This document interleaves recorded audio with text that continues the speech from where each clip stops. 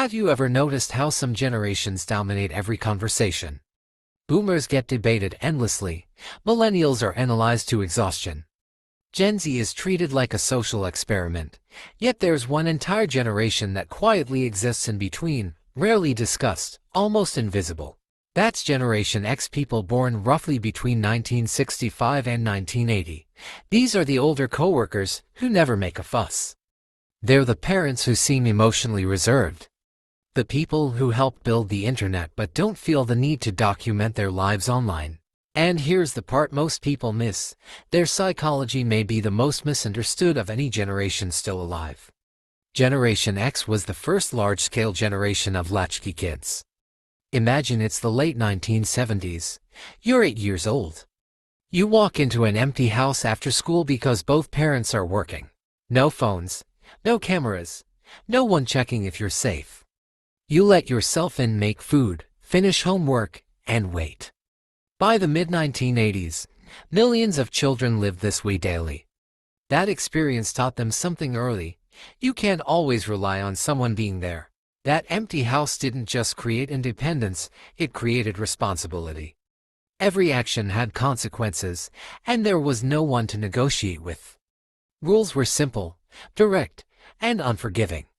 When parents came home, the boundaries were clear. Nobody asked how you felt. Step out of line to face the result immediately. Psychologists call this a high-contingency environment, where actions and outcomes are tightly linked. That's why Gen X tends to think several steps ahead. Their brains were trained early to predict consequences in real time. This often confuses younger generations who grew up with more buffer, more discussion, and more forgiveness. They also grew up watching stability fall apart. They heard adults preach loyalty, then saw divorces skyrocket. They watched people give everything to companies, only to be laid off without warning. The message was clear: the rules can change overnight. So when psychologists label them defensive pessimists, Gen X just calls it realism. They hope for the best, but prepare for the worst. Not out of bitterness, out of experience. Life taught them that rugs do get pulled. This is also why they stay quiet online. They grew up when privacy was normal, mistakes weren't permanent. There were no viral videos, no digital records. To them, oversharing doesn't feel exciting, it feels dangerous. Irony became their armor. Make a joke. Don't get too close. Laugh before it hurts. This makes sense when you remember they grew up under Cold War anxiety, nuclear drills, and adults pretending everything was fine while preparing for disaster. And yet, their work ethic is unmistakable. They don't announce it. They don't brand it. They just work. Paper routes at dawn. Fast food jobs. Counting change without machines. Responsibility came early, and it stayed. They're loyal, but not to companies, to competence. They know loyalty doesn't guarantee safety. Skill does. If layoffs happen, they want to be the one no one can replace. Here's the paradox: Gen X is deeply independent, yet quietly cooperative. They won't ask for help. They've been solving problems alone since childhood. But if you need help, they'll show up. No drama, no posts. They respect skill, not authority. Titles mean nothing if you're incompetent. Earn respect through ability, and they'll follow you anywhere.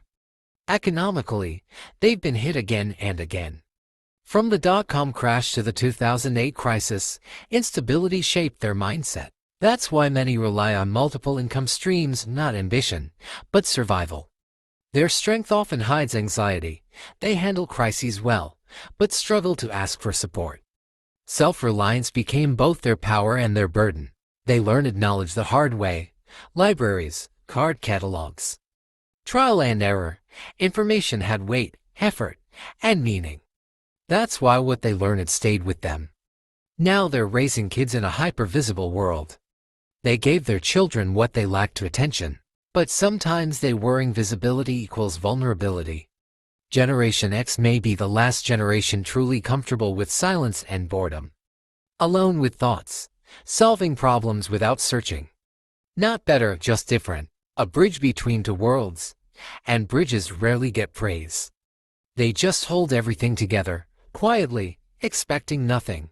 That may be the most Gen X trait of all. If this resonated with you, don't forget to like and subscribe. Your support helps keep these deep dives coming.